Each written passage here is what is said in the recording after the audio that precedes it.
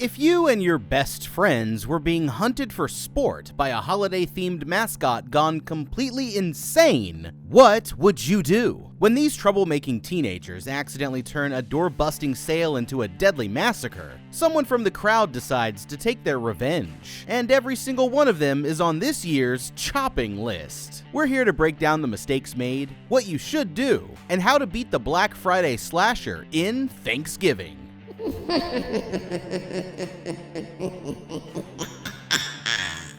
This year, revenge just replaced turkey on the menu, and it's going to be served cold. It's Thanksgiving in Plymouth, and everyone in town is spending the night enjoying a home-cooked meal with their friends and family, except for this guy Mitch here, the unlucky manager of the local Right Mart superstore. By the time that Mitch gets there, an enormous crowd has already gathered outside in the parking lot, and they're ready to get their hands on some free waffle irons by any means necessary. Feeling bad that he had to leave dinner early, his wife Amanda shows up to the store with some food, along with their friend Eric, the town's sheriff, who's there to help out with crowd control. Meanwhile, the owner's daughter Jess and her friends decide to stop by the store to cash in on some of those sweet deals for themselves. Since Jess has the keys to the store, she's able to get them in early through the employee entrance, but that was their biggest mistake. When the mob outside sees them getting first dibs on all of the good stuff, they immediately spiral into an uncontrollable blood rage, storming past the barricades and forcing the single underpaid security guard to run for his life. Mitch and Eric are quickly trampled in the surge, and the weight of the crowd pressing forward causes the glass doors to collapse, opening the floodgates for the horde of shoppers, with one man slicing his jugular on a shard of broken glass, who falls to his wounds just as he gets his hands on his beloved waffle iron. In the chaos, Jess's boyfriend Bobby spots one of the security guards in need of help, but he has his arm snapped like a toothpick in the stampede, bringing his promising baseball career to an abrupt end. Worst of all, Amanda here is knocked to the ground and gets bashed in the head by two crashing shopping carts. By the time that Mitch can get to her, it's already too late. Amanda is dead,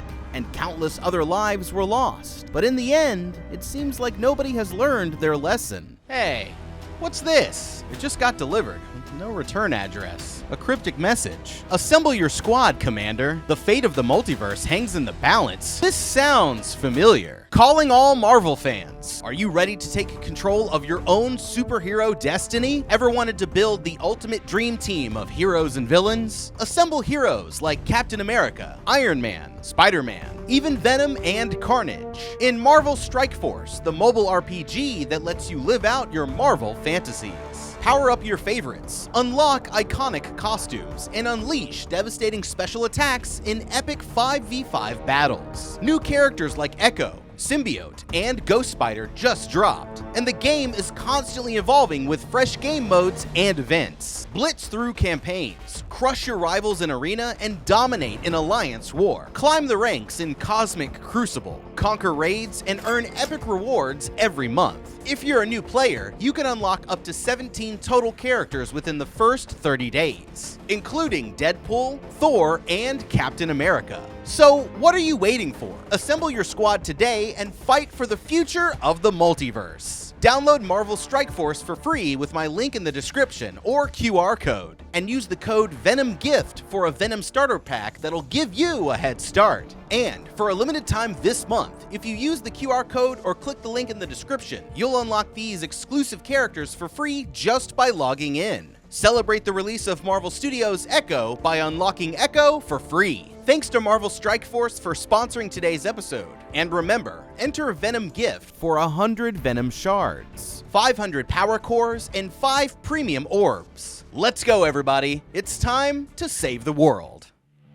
Okay, I've heard of shopping till you drop, but this is just ridiculous. I mean, free waffle irons are great and all, but when the owner Thomas here decided that his store would have some Black Friday sales to die for, I don't think this is what he had in mind. This all may seem like some kind of twisted joke, but the truth is that the dangers of Black Friday are actually very real. In fact, Thanksgiving and Black Friday are two of the most dangerous holidays of the year due to the combination of heavy alcohol consumption and unruly crowds. Over the years, the situation has gotten so bad that there's actually a website called Black Friday Death Count that tracks the number of fatalities and injuries that have occurred as a result of these sales. According to them, since way back in 2006, an estimated 17 people have tragically lost their lives on the Black Friday battlefields, with hundreds more suffering significant injuries. That's crazy. Well, it looks like we're gonna have to add Amanda and the waffle iron guy and this security guard here to the count. What we're seeing here is a textbook example of a deadly phenomenon called crowd crush. At these densities, the crowd becomes less of a gathering of different individuals and more like a single body of liquid,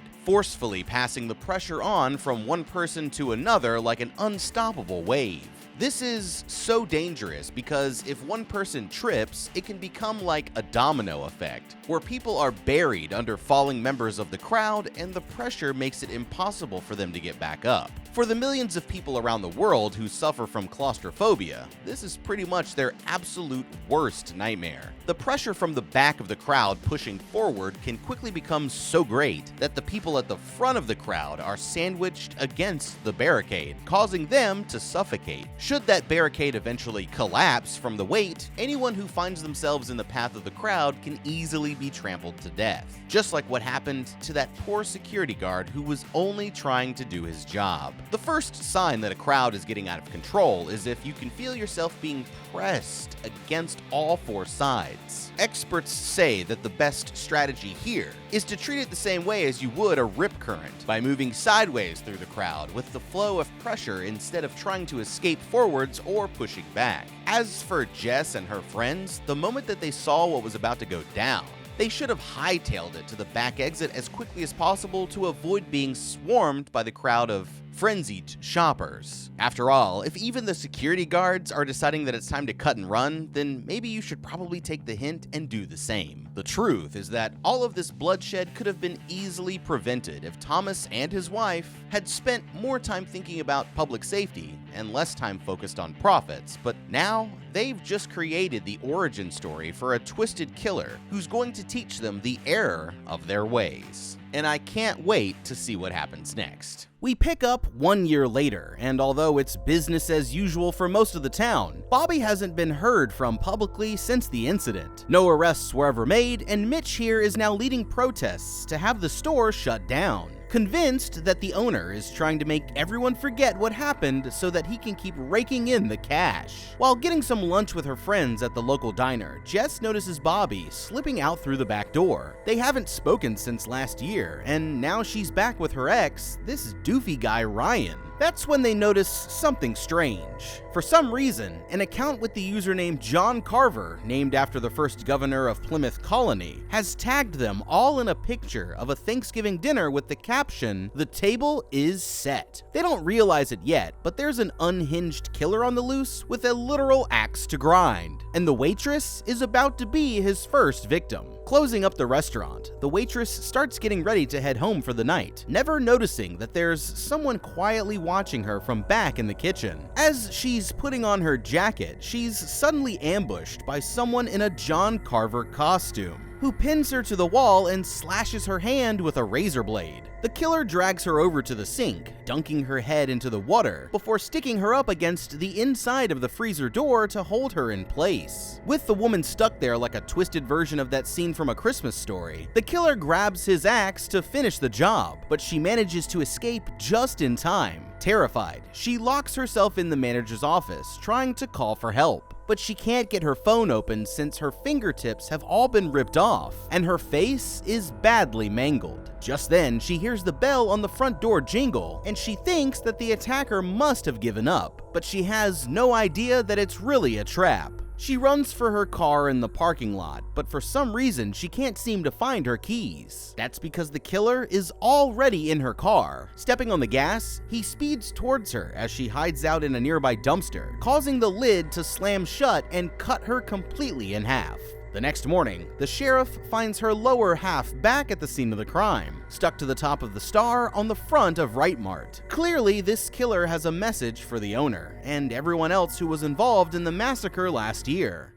Okay, well, I guess that means the kitchen's closed. It looks like the waitress finally got that 50% off deal that she was waiting for, just not quite in the way that she expected. But now it's time to ask the important question. What could she have done differently to survive this? If there's one thing that we know about Lizzie here, it's that she can hold her own in a fist fight. I mean, she was catching bodies left and right back at the Black Friday sale last year. So where were those hand-to-hand combat skills when she needed them the most? It's gotta be hard to think straight under such terrifying circumstances, but when the killer first grabbed her, a quick knee between the legs might have staggered him enough to turn the tables. After all, you should never hesitate to go for the cheap shot in a life or death scenario like this one. The killer may have caught her by surprise at first, but once she made it to the manager's office, she actually had the upper hand. Her first instinct to use her phone to call for help was a great idea, but she gave up on it way too easily. Now, I get that she couldn't unlock the phone because her fingertips had been ripped off in the attack, but there's still a way to contact emergency services from your lock screen.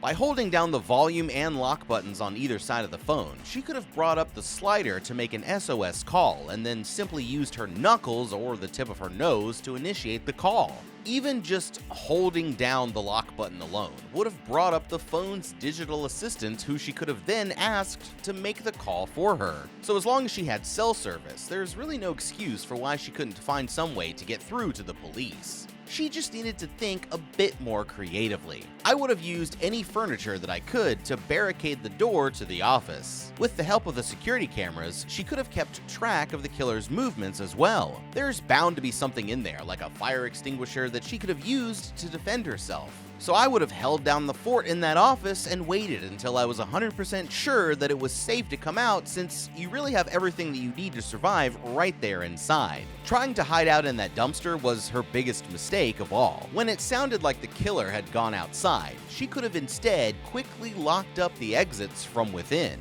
grabbed a weapon like a knife from the kitchen, and barricaded herself in a safe position inside of the diner while she figured out a way to contact help. The absolute last thing that you want to do here is to try to run in a straight line away from the car. Instead, the smarter move would have been to make an abrupt change of course, forcing the guy in the car to make an awkward turn that might give you enough time to escape. I've got to say that overall, those were some pretty trash survival skills on display from Lizzie here, and hopefully Carver's next victim puts up a bit more of a fight. Meanwhile, at school, Jess's friend Evan here gets a strange notification on his phone. It's another post of the crime scene from the fake John Carver account, and they're all tagged in it. Terrified, Jess takes a look at the account's first post and realizes that there are name tags specifically assigned for each of them at every seat of the table. The police are looking for any information that could lead them to the killer, and after stopping by the sheriff's office to give her story about what happened the year before, Jess runs into Bobby waiting for her outside. He quickly apologizes for disappearing the way that he did, confessing that he originally blamed Jess and her friends for what happened, but he's finally accepted that it wasn't actually their fault. It turns out that Jess here did see something that night that nobody else did. Afraid of the bad publicity, her stepmom Kathleen secretly deleted all of the security tapes from the incident, but there's a backup storage device in her dad's office that still should have the footage. She decides to go check out the tapes while Bobby heads inside to give his statements to the police. But for now, there's another target on Carver's chopping list: Manny, the security guard who fled the scene. Sensing the danger, this guy is already packing his bags for a last-minute trip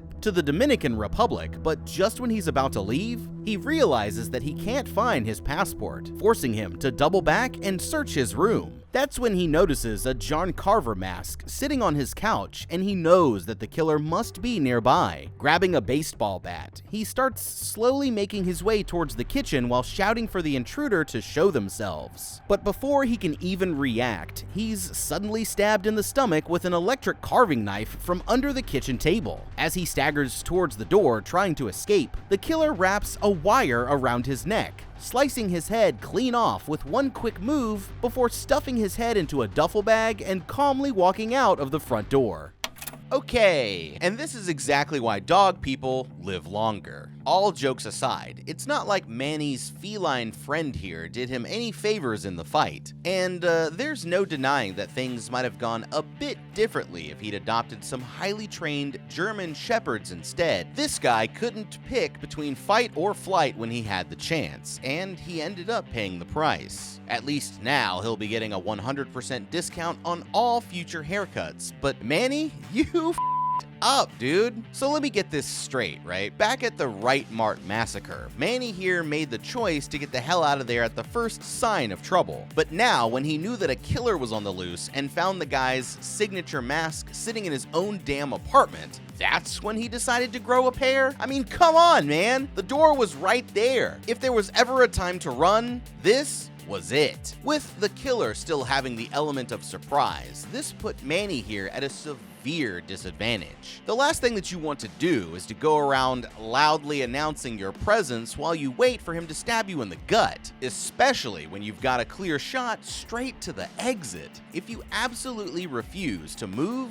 then this will eventually force the killer to come out of hiding to get you. Knowing when to fight and when to run can mean the difference between life and death. And in this case, running was definitely the better option. Sorry, Manny, but you f***ed up. Back at home, Jess wakes up to several missed calls from her friends. It looks like the Carver account tagged them in another post, this time with the security guard's head served up on a plate. The police haven't been able to track him down because he keeps turning off his phone and then uploading the posts from different locations. But Jess finds the security camera footage from the incident still saved on her father's hard drive, just like she thought. She and Bobby then take the footage down to the sheriff's office, where they point out anyone else who they think might have been involved, including a football player and a cheerleader from their rival high school, who inspired the crowd to riot when they saw them get into the store early. There's still no telling for sure who's the killer, but it won't be long before he strikes again. Later that day, the rival football team is getting ready for their game that afternoon, and the cheerleader from the footage lures her boyfriend Lonnie here into an empty section of the gym.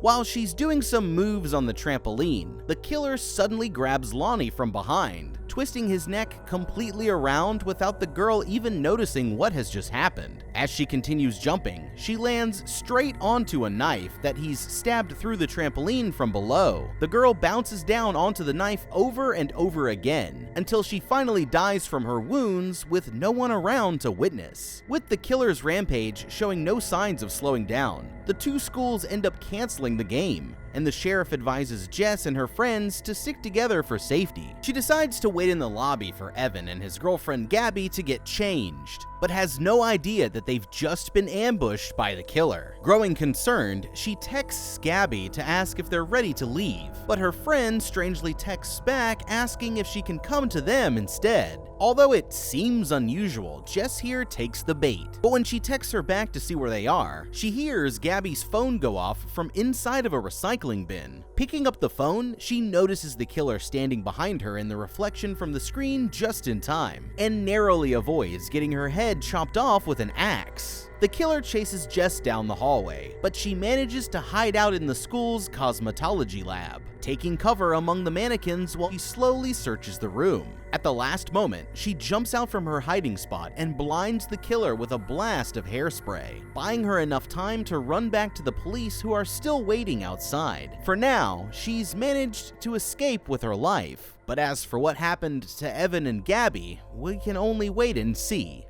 Okay, things keep getting worse for the friends here, and if they don't find a way to stop this maniac soon, then it looks like they're all gonna end up on the wrong end of the carving knife. Before we get back into the action, we should take a minute to come up with some potential suspects and start making a plan for what Jess and her remaining friends can do to keep themselves from ending up like the others. The way I see it, there are two prime suspects right now, Mitch the manager and Bobby Baseball here, because during the incident last year, Mitch lost his wife and Bobby lost his future baseball star, giving them both a strong motive for revenge. One potential clue could be to look at who they're targeting. So far, the killer has gone after the waitress, Lonnie, and the cheerleader, who were all the main instigators of the riot, and Manny, the security guard who ran away, indicating that he's systematically targeting people by order of their responsibility when it comes to the incident. Bobby ghosting his friends and going missing for a year immediately after the incident is suspicious. However, to me, it seems like Mitch would have more of a motive here, especially when you consider that each of the targets so far played a vital role in the incident that led up to his wife's tragic death,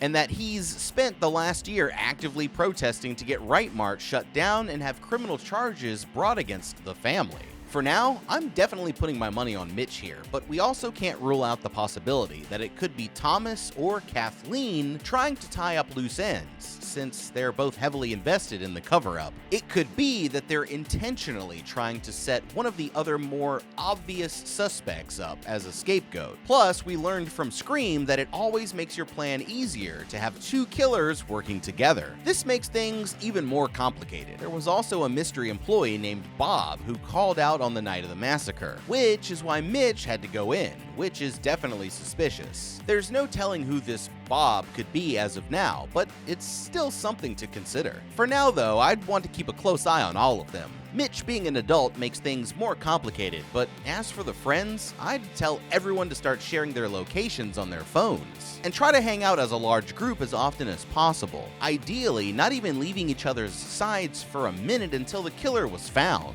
Everyone's going to have to play along if they don't want to seem suspicious. And if you always know what each other are up to at any given moment, then it will make it impossible for anyone to sneak away and get some killing done. Plus, you'll have plenty of meat shields readily available if things take a turn for the worse. If they want to take the risk, there's a chance that they could use the information that's available to them so far to try and turn the tables, and lure the killer into a trap instead. From the first post by Carver, we can see that Thomas's name was at the head of the table, meaning that he's most likely going to be the guest of honor at whatever demented party that this killer has planned. Knowing this, it should be possible to use Thomas or his wife as bait to lure the killer out. With some help from the local deputies, this could be their best chance to catch the killer off guard, and they just might be able to end this nightmare before he has a chance to strike again. Just then, Jess's friend Yulia's dad shows up in his Mercedes, saying that he's going to take her to Florida until the case is solved. He thinks that he's keeping her safe,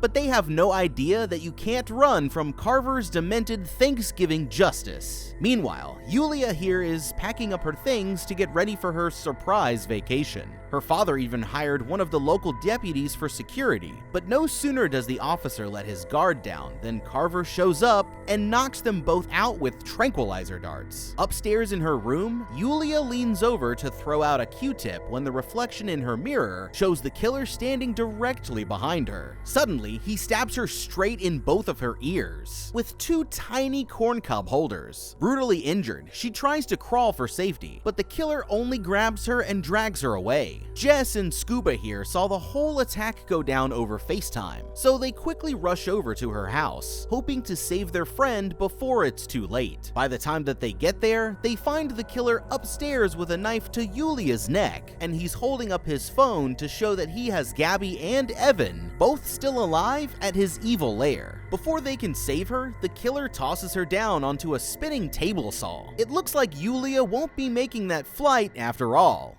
Okay, this was absolutely brutal. Just a few more minutes and poor Yulia here would have been home free, but unfortunately, her father couldn't get them out of town fast enough. It's too late to save her, but the others still need to take this creep down before they all end up sharing the same fate. And this time, the killer might have made a critical mistake.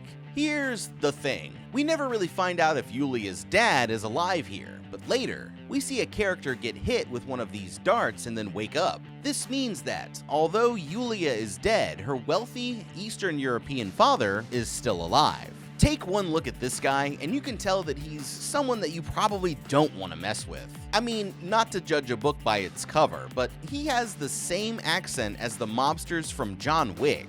Got us coming. Finish. Drives around in a tricked-out Mercedes, lives in a mansion, has the power to summon a deputy as his personal security, and has the resources to take a last-second trip to Florida at a moment's notice. From what I can tell, this guy should have the connections and resources to make life a living hell for Carver here after what he's done to his daughter. Since the police can't seem to crack the case, if it were me, I'd try convincing Yulia's dad to help us track down the killer as a way to get revenge. With one phone call, this guy could probably have a team of heavily armed private military contractors on the case, and we could teach Carver here a lesson that he would never forget. It's a long shot, but we need to use all of our resources if we want to survive, so it could be worth a try. With Thanksgiving only one night away, the remaining survivors and a team of officers regroup at Jess's house to try to come up with a plan. She's worried about her friends who are still being held captive, but sees the parade tomorrow as a possible opportunity to draw the killer out into the open. It's going to be risky, but they decide to lure him into a trap using the family as bait, with the officers standing by to arrest him as soon as they can trick Carver into showing himself. The next morning, it's time to put their plan into action, and as Jess is climbing aboard their float, this guy McCarty gives her a ring that his father wore while he was in combat, saying that it will bring her good luck. The parade starts out normal enough, but no matter where they look, there are people everywhere dressed as John Carver out celebrating the holiday, and any one of them could be the killer. It's enough to make anyone paranoid, but the truth is that this time, he's decided to go with a different costume instead. Out of absolutely freaking nowhere, this killer clown chops the turkey's mascot's head off with an axe, decapitating him in front of a crowd of terrified onlookers, before throwing several smoke devices into the street. Chaos erupts as everyone runs for their lives, and the truck driver slams on his brakes, sending part of the float straight through the back of his skull and out the other side. One of the deputies rushes the family into the back of his SUV, but just when they're about to get out of there, the clown hits him in the back with another tranquilizer dart, instantly knocking him out before throwing a flashbang into the vehicle. Leaning in through the door, he hits all four of them with the tranquilizer, and then hops into the truck and speeds off with them still in the back seat. Now it's time for the grand finale, and Catherine here is first up. As she slowly regains consciousness, she realizes that the killer has taken them all to his evil workshop, and this sadistic freak is slowly slathering her up with cooking oil and seasoning from head to toe. Playing it smart, she patiently waits until just the right moment, when he's out of sight before quietly slipping away. But he comes back before she's able to make it very far. Frustrated, the killer grabs a pitchfork and starts violently stabbing every hiding spot in the room, but he's momentarily distracted when his cooking timer suddenly goes off, buying her a chance to slip away. Running upstairs, Kathleen here comes to a room that's full of police scanning equipment and several different costume changes. This must be the killer's main hideout, but she knows that he's right behind her and quickly hides around the corner, ready to ambush him with a wine bottle to the head the second she gets an opportunity. Unfortunately, he's too smart to take the bait, and instead circles back out into the hallway, forcing her out of hiding by stabbing his pitchfork straight through the wall just inches from her head. Terrified, Kathleen runs for her life out through the front door, but before she can get away, Carver launches his pitchfork directly into her back and drags her screaming back into the house. Powerless to fight back, she can only beg for her life as the maniac sticks her into the oven and slowly roasts her alive. Okay, it looks like Kathleen here is cooked. She put up a pretty decent fight, all things considered, but let's break down her escape attempt and see if we could come up with a plan that might have worked out better. Before, we said that knowing when to run and when to fight can make all the difference, and that's still true here. Trying to quietly sneak away when she got the chance was a pretty solid idea, but as we can see, this time around, it clearly didn't work out for her. Being in the killer's lair with no idea how she got there put her at a major disadvantage, because not only does she not know the way out, but as soon as the killer saw that she was missing, he was instantly going to go into murder mode. With that being said, this is a time when choosing to fight might have played out to her advantage. While he was distracted, it could have been possible for Kathleen to quietly grab a knife from the nearby counter, and then lay back down pretending to be asleep. When he got close enough, she could have used the element of surprise to shank him in the kidney, and then finished this creep off before he even knew what was happening. It's risky, but in this case, it might have been better to take the killer down first before trying to find her way out. The remaining survivors wake up to find that they've been seated at the table alongside Carver's previous victims. As he enters the room, he tells them all that dinner is served, before pulling back a sheet to reveal Kathleen's headless body, now made up like a turkey on a silver platter. Now he says that they're going to go around the table and each say something that they're grateful for, starting with Evan. Realizing that he's on a live stream, Evan starts shouting for help and trying to give as much information as he can as soon as the killer lets him speak. But Carver shoves him down onto the table and splits his head open with a meat tenderizer, brutally killing him, all while cracking twisted jokes. While the killer stops to monologue about his motivations, Jess realizes that her ring actually has a secret hidden knife and starts quietly cutting her way through the ropes that are binding her hands. Once she's free, she passes it to Scuba, who gets himself loose just as Carver is about to feed a piece of Kathleen's thigh to her greedy husband. Breaking off the arm of his chair, Scuba storms across the room towards Carver, tackling him into the wall, but the killer grabs his axe and starts to swing back, forcing the two of them to run for their lives. They narrowly avoid his strikes as Carver chases them through the house, and Scuba decides to stay back so that Jess can have a chance to escape. He tries his best to hold the psycho off, but Carver catches him with a slash to the arm, leaving him there to go after Jess as she flees into the woods. She finally manages to lose him when they come to a fence, but ends up snapping her ankle in the process, and the killer won't be giving up so easily.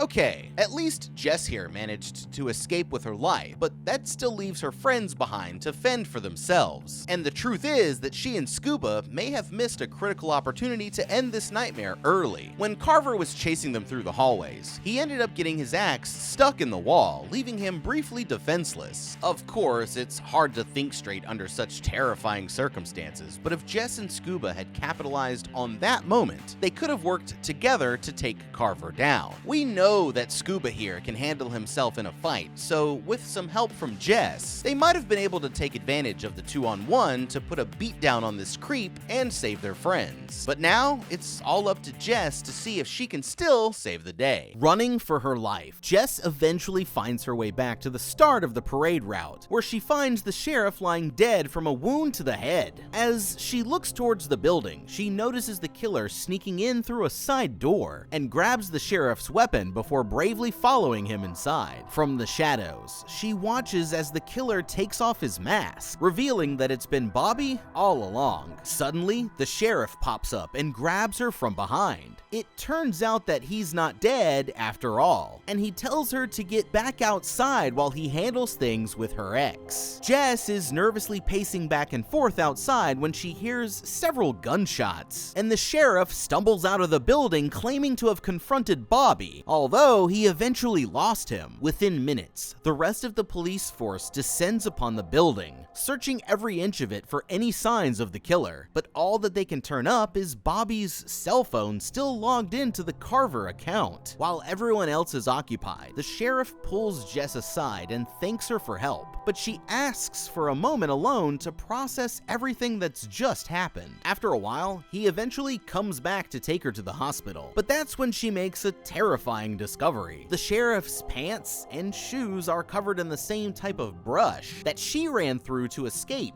proving that the killer wasn't Bobby, it was him. The truth is that he and the store manager's wife had been secretly having an affair while she was killed in the Thanksgiving massacre, and he's been plotting his revenge on the people who were responsible ever since. He was going to frame Bobby as the killer, but the kid managed to escape, putting an unexpected hitch in his plan. That's when Jess reveals that while he was distracted, she quietly grabbed Bobby's phone out of the evidence bag, and his entire confession was just live streamed to thousands of viewers. Furious, the sheriff throws her to the ground, but Bobby takes him down by chucking a hammer through the window, and the two of them escape just in time.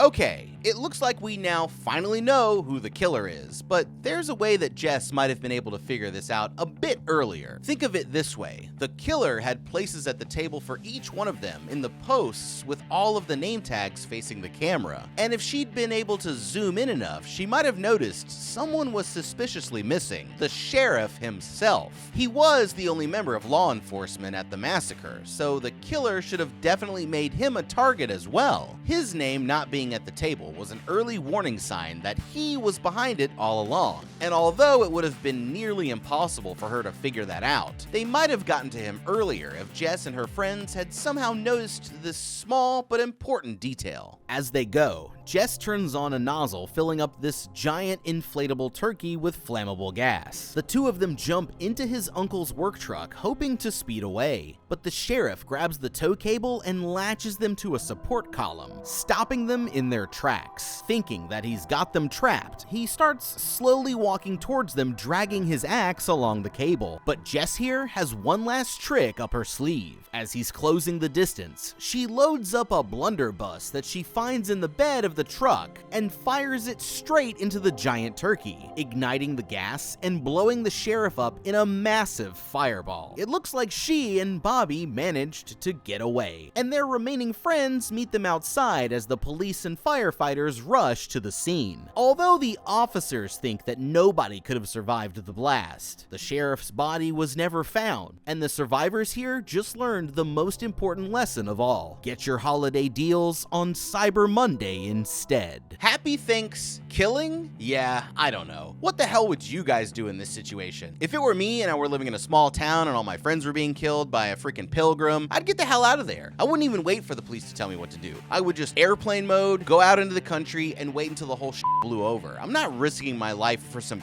crazy killer in a small town. Hell no, I've seen too many movies. I'm not doing this. But let me know what you guys would do in the comments below. Thank you so much for watching. Leave a like and subscribe, and check out the How to Beat playlist for more videos just like this one. We'll see you in the next video, and have a damn good day.